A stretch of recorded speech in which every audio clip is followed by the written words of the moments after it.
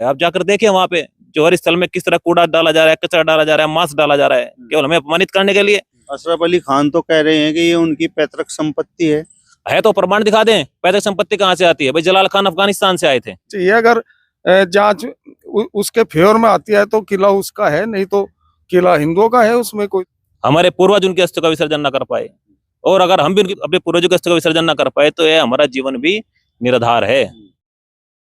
नमस्कार, स्वागत है आप सभी का हिंदुस्तान 24 पर और मैं आप सबके साथ विपिन चौधरी। थाना भवन विधानसभा से राष्ट्रीय लोकदल के विधायक अशरफ अली खान जिस किले में रह रहे हैं, उस किले पर राजपूत समाज के लोगों ने अपना दावा ठोक दिया है। एक ज्ञापन भी कल शामली कलेक्ट्रेट में डीएम को दिया है। तो सवाल सबसे बड़ा यहाँ पर यह है कि जिस तरीके से राजपूत समाज के लोग दावा कर रहे हैं, तो क्या अब ये मान लिया जाए कि अशरफ अली खान के किले की भी खुदाई होना निश्चित है? आप देख सकते हैं राजपूत समाज के कुछ लोग इस समय हमारे साथ में मौजूद हैं। सर, शुरुआत हम आपसे करेंगे, क्या नाम है आपका? सबसे पहले नमस्कार विपिन जी, आपका बहुत बहुत धन्यवाद। मेरा नाम भानु प्रताप सिंह है। अच्छा, भानु प्रताप सिंह जी, जिस तरीके से आप लोगों ने अशरफ अली खान का जो किला है जिसमें वो रह रहे हैं उस पर अपना दावा किया है, तो क्या ये मान लिया जाए कि उस किले की अब खुदाई होगी? जी, खुदाई बिल्कुल होनी चाहिए। आप देख रहे हैं चंदोसी में भी खुदाई शुरू हो गई, संभल में खुदाई चली रही है और भी बहुत जगह खुद रहा है। तो अगर ऐतिहासिक तथ्य नीचे दबे हुए हैं या हमारी संस्कृत सभ्यता को लुटेरे, जो भारतीय लुटेरे आए हैं, आक्रमणकारी जो आए हैं, उन्होंने तबाह किया है, नष्ट किया है, तो खुदाई क्यों ना हो? खुदाई होनी चाहिए, प्रमाण निकलने चाहिए। अशरफ अली खान तो एक तरह से सत्ता के साथ जुड़े हुए हैं, राष्ट्रीय लोकदल और भाजपा का गठबंधन है, तो क्या आपको लगता है कि इस प्रकार की कार्रवाई हो पाएगी?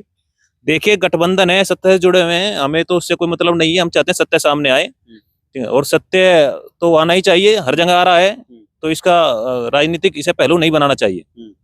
तो सत्य क्या है? सत्य यही है, हमारे पूर्वजों की अस्थियां नीचे दबी हुई हैं। जो हमारे पूर्वज थे, जब जलाल खान उन्हें लड़कर नहीं जीत पाया तो किसी रसोइये के द्वारा उन्हें दावत में जहर दिलवाया गया किले के अंदर ही, और उनके सिर काटकर उन पर बैठकर काजी की उपाधियां तक ली गई। वहां पर उनकी लाशों को जो है खड्डे खोद कर दबाया गया। हमारी रानियों ने छोटी छोटी बच्चों के साथ वहां पर जो प्राचीन कुएं आज भी अस्तित्व में है, उनमें खोदकर जल जौहर किए हैं। आप देखिए राजस्थान में जल जौहर तक कितने पूजनीय होते हैं, जौहरी स्थल जो होते हैं कितने पूजनीय होते हैं। और हमारे यहाँ क्या हो रहा है? आप जाकर देखिए वहां पे जौहरी स्थल में किस तरह कूड़ा डाला जा रहा है, कचरा डाला जा रहा है, मांस डाला जा रहा है, केवल हमें अपमानित करने के लिए। हम माननीय मुख्यमंत्री जी से और पुरातत्व विभाग से रिक्वेस्ट करते हैं, प्रार्थना करते हैं, इस पे जल्द से जल्द कार्रवाई हो। मतलब आपके पूर्वजों की अस्थियां वहां पर जिस किले में अशरफ अली खान रह रहे हैं उस किले में दबी हुई हैं? हाँ जी, किले में भी दबी हुई हैं, जो वहाँ पे कुएं हैं वहां भी दबी हुई हैं। जो मंदिर मनहार, जो किले से बाहर एक मंदिर मनहार है जिसका संबंध किले से है, क्योंकि वहां पर राज परिवार पूजा करने जाता था। मंदिर मनहार के से लगा हुआ सूर्य कुंड है, जहाँ सूर्यवंशी राजा पूजा करते हैं। क्योंकि आप देखिए उस काल में, राजपूत काल में, जहां भी मंदिर बनाए गए उनके पास में सूर्य कुंड बनाया गया, जहाँ भगवान सूर्य को अर्घ दे सके, उनकी पूजा कर सके। वह सूर्य कुंड के उत्तर में ही टीले खोदकर हमारे बड़ों की अस्थियां दबाई गई हैं, जिससे हिंदू यहाँ पे पूजा करने भी ना सके। तो कितना अत्याचार हमारे पूर्वजों के ऊपर हुआ। तो इतना समय क्यों लगा? मतलब जो आपसे पहले जो लोग थे उन्होंने क्यों आवाज इस बात को लेकर नहीं उठाई? ऐसा नहीं है आवाज नहीं उठाई। अगर मैं आपको पीछे इतिहास में लेके जाऊं तो जुलाई 1710 में जब क्रूर जलाल खान के अत्याचार इस क्षेत्र पर बढ़ गए, तो सिख प्रचारक कपूर सिंह और जो यहाँ पर हिंदू लोग थे, उन्होंने जो है बंदा सिंह बहादुर से इसकी शिकायत की। इसने कपूर सिंह और सिखों को और कुछ हिंदुओं को उठाकर किले में कैद कर लिया। बंदा बहादुर ने उन्हें लेटर लिखा, जलाल खान को बोला कि यहाँ पे अत्याचार बंद कर दे अपने, लेकिन वो नहीं माना। तब बंदा बहादुर ने भी 20 दिन इस किले का घेरा रखा है। इस किले के चारों ओर खंदक थी, क्योंकि इसे जीतना संभव था। तब उसने लेटर्स का भी यूज किया है इसमें, और ये प्रमाण साफ साफ मिलते हैं सिख इतिहास में। एक पुस्तक है बंदा सिंह बहादुर एंड सिख सोवरेनिटी, और डॉक्टर हरबंस कौर सग्गू ने लिखी हुई है। उसके अलावा बहुत से इतिहासकारों ने, सिख इतिहासकारों ने इसका जिक्र वहां किया है, और वो साफ साफ लिखते हैं कि यह मनारखेड़ा था राजपूतों का, जिसे जलाल खान ने कब्जा कर इसका नाम अपने नाम पर जलालाबाद रख दिया। इससे बड़ा प्रमाण और क्या चाहिए? तो मतलब क्या जिस तरीके से आप लोग आवाज उठा रहे हैं, तो आने वाले समय में अगर इसकी खुदाई नहीं होती है किले की, तो बड़ा आंदोलन करने की तैयारी में आप लोग हैं? बिल्कुल बिल्कुल, बहुत बड़ा आंदोलन होगा, हिंदू महापंचायत होगी। कल भी हमने घोषणा इसकी की है। कल हमने ज्ञापन दिया था शामली कलेक्ट्रेट में, और वहां पे सभी हिंदू संगठन आए हुए थे, काफी हिंदू आए हुए थे, और सबने जो है ये घोषणा की है कि अगर इसमें 2 महीने के समय के अंदर कुछ कार्यवाही नहीं होती, हमारे पूर्वजों की अस्थियां हमें नहीं दिलवाई जाती, तो बहुत बड़े स्तर पर हिंदू महापंचायत होगी। तो मतलब आप लोग अस्थियां चाहते हैं या किला भी चाहते हैं? नहीं, हमारी चार या पांच मांगे थी, जिसमें था कि जलालाबाद का वास्तविक नाम वही मनारखेड़ा किया जाए। जो प्राचीन कुएं हैं जिनमें हमारी माताओं ने, रानियों ने बच्चों के साथ जोहर किया है, उसे जोहर स्थल घोषित कर उनकी खुदाई कराई जाए, वहां से अस्थियां निकाली जाए। जहां टीलों में हमारे पूर्वजों की लाशें दबाई गई थी, वहां से हमारी अस्थियां हमें दिलवाई जाए पूर्वजों की। और किले में भी जो हमारी जो अस्थियां दबाई गई हैं, जो हमारे पूर्वज दबाए गए हैं, वहां भी खुदाई हो। तो कुछ लोग कहेंगे कि आप तो अशरफ अली खान को टारगेट कर रहे हैं क्योंकि वो मुस्लिम है, और आप देख भी रहेंगे कि इस समय पूरे देश में मंदिर मस्जिद और हिंदू मुस्लिम भी हो रहा है। देखिए, हमारी अशरफ अली जी से कोई दुश्मनी नहीं है, ना जातिगत ना व्यक्तिगत। हमारी केवल सरकार से मांग है, किले को संरक्षित कर राष्ट्रीय धरोहर घोषित करें। क्योंकि आप देखते हैं राजस्थान में भी तो बहुत सारे किलों को संरक्षित किया गया है, वहां किस अशरफ अली से दुश्मनी थी? वहां कोई हिंदू मुस्लिम नहीं था। सरकार ने बहुत से किले संरक्षित कर लिए, बहुत से किले राजपूतों ने या जो अन्य जातियों के लिए, तो उन्होंने स्वयं अपनी मर्जी से सरकार को दे दिए। तो वहां तो ऐसा कोई मैटर नहीं बैठता। फिर यहाँ पे तो इस तरह का कोई पॉलिटिकल या फिर कोई जातिगत या व्यक्तिगत दुश्मनी का कोई इशू नहीं है। सरकार इसे जो है पूर्ण रूप से संरक्षित करके इसे राष्ट्रीय धरोहर घोषित करे तत्काल प्रभाव से। अशरफ अली खान तो कह रहे हैं कि ये उनकी पैतृक संपत्ति है। तो प्रमाण दिखा दें, पैतृक संपत्ति कहाँ से आती है? भाई जलाल खान अफगानिस्तान से आए थे, अफगान से कोई लुटेरा यहाँ पे आया, यहाँ उसकी पैतृक संपत्ति कैसे हो गई जलाल खान की? कोई अफगान से यहाँ पे आ गया, आके अभी आप देखे इतिहास भी आप देखे, जितने लुटेरे अफगानिस्तान से यहाँ पे आए उन्होंने कहाँ किले बनाए? यहाँ पे उन्होंने सब किले कब्जाए गए हैं। पुरातत्व विभाग भी इस बात को मानता है। तो अगर कोई इस बात को कहता है कि हमारी पैतृक संपत्ति है, तो उसके प्रमाण पेश कर दे, पैतृक संपत्ति कैसे होती है? बाहर वालों की पैतृक संपत्ति तोड़ जाएगी? हिंदुस्तान था, हिंदुओं का देश था, बाहर जो अफगानिस्तान से आके यहाँ पे कैसे इसे पैतृक संपत्ति घोषित मान लिया जाएगा?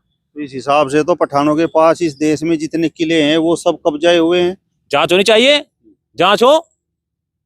जांच हो ना। हम तो कहते हैं सरकार सभी की जांच कर ले, लेकिन हमारा तो मेन मुद्दा जो है, हमारा तो है हमारा जो पूर्वजों पर अत्याचार यहाँ हुए हैं, जो हमारे बड़ों को दावत में जहर देकर मारकर हमारे किले को कब्जाया गया है, वह किला सरकार राष्ट्रीय धरोहर घोषित करे। हमारे पूर्वजों की अस्थियां हमें लौटाए, जिससे हम गंगा में विसर्जन कर सकें, उनकी आत्मा को शांति मिल सके और इसका जो है इतिहास को बचाया जाए। रविंदर भाई, क्या ये पूरा मामला जिस तरीके से इस समय हिंदू मुस्लिम मंदिर मस्जिद चल रहा है, मतलब उसी की ये पूरा मामला देन है? नहीं, हिंदू मुस्लिम का कुछ नहीं है। दरअसल क्या है कि एक कार्यकाल ऐसा आया इस देश में कि उन्होंने हमारे जो सनातन धर्म से संबंधित, चाहे किले हों, चाहे मंदिर हों, चाहे अन्य संस्थाएं हों, उनको अपना रूप देने के लिए, उनको तोड़ के अपना सिद्ध करने के लिए उन्होंने उसको किया। लेकिन जब देश आज़ाद हुआ उसके बाद सरकार एक ऐसी आई कि उन्होंने मुस्लिम तुष्टिकरण की नीति के तहत इस देश की सरकार चलाई, और आज भी उनका यही उद्देश्य है और उसी के आधार पर काम कर रहे हैं। हम तो ये कहते हैं कि जो हमारे किले थे पूर्व में और अन्य ऐसी संस्थाएं थी, उनको दूध का दूध और पानी का पानी हो जाना चाहिए। जांच में किसी को कोई आपत्ति किसी को नहीं होनी चाहिए। अगर ये आवाज उठी है कि ये मनहार किला था और यहाँ पे हिंदुओं का किला था, यहाँ पूरा क्षेत्र हिंदुओं का था, और ये आवाज उठ रही तो उसमें जांच हो जाए। जांच में कोई किसी को दिक्कत नहीं होनी चाहिए। अगर जांच उसके फेवर में आती है तो किला उसका है, नहीं तो किला हिंदुओं का है, उसमें कोई दिक्कत नहीं है। ये बात तो अशरफ अली खान भी कह रहे हैं कि उनके पास पूरे कागजात हैं और जब समय आएगा मांगा जाएगा तो वो कागजात दिखा देंगे। हाँ बिल्कुल, दूसरे पक्ष के पास भी कागजात हैं जैसे सब लोग कह रहे हैं, और कहीं इसके ऊपर पीएचडी भी हुई है, कई लोगों ने पीएचडी की है और उनके पास तथ्य हैं। वो सब रिकॉर्ड सामने आएगा, और जब सामने आएगा तो दूध का दूध और पानी का पानी हो जाना चाहिए, उसमें कोई दिक्कत नहीं है। और ये तो आप सब लोग जानते हैं, देश के सभी लोग जानते हैं कि जो बाहर से मुगल आए थे, उन्होंने हमारी धरोहरों को तोड़ मरोड़ के अपना साबित करने के लिए उनको तोड़ा गया और अपने प्रतीक चिन्ह के रूप में उनको बनाया गया। अभी चाहे काशी जी में आप देख लीजिए, वो तथ्य आगे निकल गए। अयोध्या जी में वो बाबरी मस्जिद के नाम से उन्होंने किया था, उसकी खुदाई हुई, उसका सर्वेक्षण हुआ, सारे प्रूफ हिंदुओं के पक्ष में आए, सुप्रीम कोर्ट ने हिंदुओं के पक्ष में उसमें दिया, और आज भव्य राम मंदिर वहां पे बनकर खड़ा हुआ है। अभी संभल के अंदर आप देख रहे हैं कि किस तरह से पृथ्वीराज चौहान का भी वो निकल रही है नीचे से खुदाई में, और बहुत सारे ऐसे तथ्य और साक्ष्य मिल रहे हैं कि वो हिंदुओं का वहां पे था, लेकिन कब्जा वहां पे मुगलों का था, मुस्लिमों का था। अगर इसमें भी इस तरह की कार्रवाई हो और खुदाई हो, जैसे भानु ने कहा कि जल जोहर उस समय होते थे और माताएं बहनें जब दिखता था कि हमारी सेनाएं हार रही हैं तो अग्नि में भी जोहर करती थी और जल में भी जोहर करती थी अपनी अस्मिता और इज्जत बचाने के लिए। तो इसमें कार्रवाई होनी चाहिए। और हमने इसमें पूर्व में भी पुरातत्व विभाग के हमारे जो मंत्री हैं जयवीर सिंह, उनको हमने ज्ञापन दिया था। जो पूर्व में डीएम थे उनको भी हमने दिया था। और इसमें भानु सारे इस जो प्रदर्शन चल रहा है उसकी अगुवाई कर रहे हैं। ये सारे सब लोग इनके पीछे खड़े हैं। भानु भाई, मेरा सवाल आपसे ये है कि क्या अशरफ अली खान का परिवार इतना मजबूत रहा है कि मतलब कोई मतलब वहां पर इस तरीके से, जिस तरीके से आज आप लोगों ने आवाज उठाई है, तो मतलब पूर्व की सरकारों में आवाज नहीं उठा पाया? देखिए मैंने शुरुआत की थी बंदा सिंह बहादुर के हमले से। आप बंदा सिंह बहादुर के साथ देखे क्या हुआ। 1710 में हमला हुआ और उसके बाद जब बंदा सिंह बहादुर को बंदी बनाया गया तो उनकी खाल नोच ली गई। उनके साथ जो 800 सिख थे, रोज उनके सिर काटे जाते थे, खाल नोची जाती थी। बंदा सिंह बहादुर के एक बेटा, जो छोटा बच्चा, उसका हृदय दिल निकाल के उनके मुंह में ठूस दिया गया। इतने अत्याचारों के बाद क्या कोई आम जनमानस हिम्मत कर पाता बोलने की? उसके बाद फिर अंग्रेज आ गए। अंग्रेज सरकार में मंसूर अली खान ये मजिस्ट्रेट रहे, आगे लियाकत अली खान ये मजिस्ट्रेट रहे। 1857 की क्रांति में अंग्रेजों का इन्होंने साथ दिया। अंग्रेज अधिकारियों ने एक पूरा लेटर्स की एक बुक है पूरी, testimonials for the Liaquat Ali Khan, जो उस समय कलेक्टर मुजफ्फरनगर कलेक्टर ने जो है ना पूरी इंक्लूडेड करके बुक दी हुई है। सब लेटर्स उसमें इनके फेवर में लगे हुए हैं, सिफारिशें की गई हैं इनके लिए, इन्हें मजिस्ट्रेट बनाने के लिए, इन्हें तहसीलदार बनाने के लिए। तो ये आसान था उस समय इनके खिलाफ बोल पाना। फिर सांसद भी रहे, राजनीतिक परिवार रहा, फिर भी छोटे मोटे कुछ लोग हिम्मत करते रहे, बोलते रहे। लेकिन आज जब यह स्थिति है कि आम आदमी भी अपनी आवाज उठा सकता है, तो आज हमें लगा, हम पिछले 8-10 साल से इसमें कोशिश कर रहे हैं, आवाज उठा रहे हैं, तो हमें लगा कि तीर और मजबूती से अपनी आवाज उठानी चाहिए और इसमें कोई दबने का, किसी डरने का कोई मामला नहीं है। मतलब राजपूत समाज की अगर हम बात करें तो बड़ी बहादुर ये कौम है। तो मतलब मेरा सवाल ये है कि इतना समय क्यों लग गया? इतना समय इसलिए लग गया, पूर्व में भी कुछ लोगों ने आवाज उठाई है। जैसे यहाँ पे एमएलसी रामचंद्र सिंह जी पहले रहे हैं, उन्होंने आवाज गांव हरड़ से उन्होंने भी आवाज उठाई थी। बीच में भी लोगों ने उठाई, लेकिन राजनीतिक दबाव के कारण कहीं ना कहीं, क्योंकि सरकारों का कहीं ना कहीं संरक्षण रहा है और लोकतंत्र में तो भाई सरकारों के हाथ में सब कुछ होता है, तो राजनीतिक दबाव के कारण यह आवाज नहीं उठ पाई। अब सोशल मीडिया का जमाना है, पहले सोशल मीडिया भी नहीं था, आवाजें उठती थी। लोकल जमींदार आवाज उठाते थे, किसान आवाज उठाते थे, आंदोलनकारी भी आवाज उठाते थे। लेकिन क्योंकि मीडिया का जमाना नहीं था, सोशल मीडिया भी नहीं थी, इसलिए आवाज वहां तक नहीं पहुंच पाती थी। कुछ पहुंचती थी तो राजनीतिक कारणों के कारण दबा दी जाती थी। आज सोशल मीडिया मजबूत है, मीडिया मजबूत है, स्वतंत्र रूप से आवाज उठाई जाती है, स्वतंत्र रूप से धरातल से लेकर आवाज ऊपर तक पहुंचाई जाती है।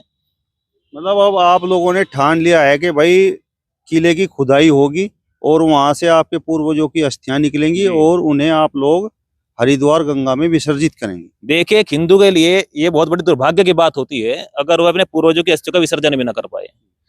350 सालों से हमारे पूर्वजों की अस्थियां वहां दबी हुई हैं। ये हमारे लिए कितने भावनात्मक और पीड़ादायक बात है। हमारे पूर्वज उनकी अस्थियों का विसर्जन न कर पाए, और अगर हम भी अपने पूर्वजों की अस्थियों का विसर्जन न कर पाए तो यह हमारा जीवन भी निराधार है। तो हम माननीय मुख्यमंत्री जी से भी आपके माध्यम से प्रार्थना करेंगे कि हमारे पूर्वजों की अस्थियों का विसर्जन हो सके और उनकी आत्मा को शांति मिल सके। इसलिए प्रार्थना है इस विषय पर जल्द से जल्द कार्रवाई हो। चलिए, तो फिलहाल इस वीडियो में बस इतना ही। अगली वीडियो में फिर आपसे मुलाकात होगी, तब तक बने रहिए हिंदुस्तान 24 के साथ। नमस्कार।